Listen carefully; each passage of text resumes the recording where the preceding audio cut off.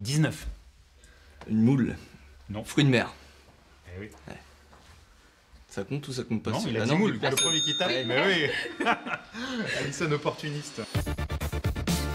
Derrière cette ambiance détendue, Goliath France, la filiale française de la maison mère en Hollande, qui a vu le jour en 2000 avec le fameux Rumicube et qui a réellement décollé avec le succès du trio Minot. Plus de 100 nouveaux produits y sont développés chaque année. Et ces produits sont travaillés presque un an avant leur sortie. C'est le cas de Carcata, un jeu qui sera dans les rayons pour Noël 2020. Au départ, on a joué sur un prototype qui nous a été proposé par l'inventeur, qui est celui-ci.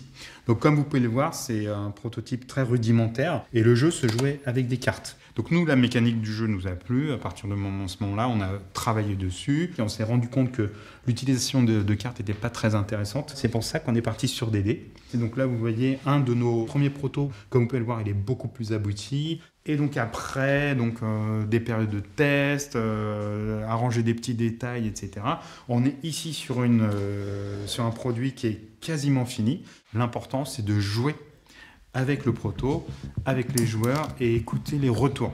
Et à partir du moment où le jeu est validé et le concept défini, les graphistes entrent en scène. Il faudra essayer de l'imprimer pour voir si ton poisson réel, il vient pas...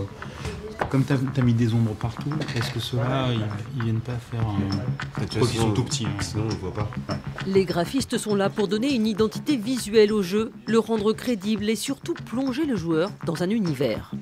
Plus on va travailler dessus, plus on va apporter un peu de nous, des idées, et plus les joueurs vont se rendre compte qu'on a pris soin d'eux, qu'on a pensé à eux, à leur plaisir de jeu, au temps de jeu qui vont passer dessus aussi. Et le but, c'est qu'un joueur qui va rejouer régulièrement un jeu puisse découvrir encore des nouvelles choses et se rendre compte qu'il y a eu vraiment une attention derrière cette création du jeu. Et que... Donc c'est important de mettre des petits détails sur le plateau. Exactement. Parce que ça montre que nous, on a pris du plaisir à le faire, à leur apporter du contenu, de la richesse dans l'environnement. Et nous, ça nous fait plaisir quand ils le remarquent.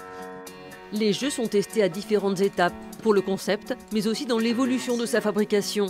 Des essais qui se font en centre de loisirs, dans les barrages ou même entre salariés.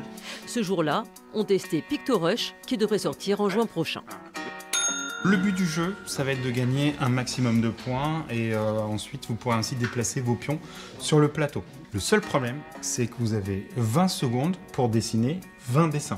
Cylindre, froncement de sourcils, princesse, verre de contact, méduse, la 9. Je sais pas. La 9. Biscuit salé. Bien. Et après le jeu, place au débriefing. Graphiquement, c'est le plateau que je trouve peut-être un peu plat, mais c'est tout. Après, sinon, dans le gameplay, j'ai rien trouvé qui était compliqué dans l'utilisation. Puis il n'y a pas besoin d'être fort en dessin en fait. Faut juste avoir l'idée du petit picto qui va permettre de se rappeler du mot, en fait. C'est juste ça. Malgré quelques ajustements encore à faire, PictoRush a vite été adopté car il correspond à la tendance actuelle qui est le jeu apéro. C'est-à-dire que le jeu qui va se jouer très rapidement, en 5-10 minutes, mais qui va procurer beaucoup d'interactions entre les joueurs et du rire.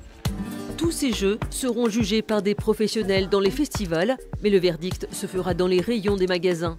Pas facile de se démarquer sur un marché très concurrentiel, mais qui n'est pas saturé. L'objectif de Goliath France aujourd'hui, c'est d'entrer dans le top 10 des éditeurs de jeux en France.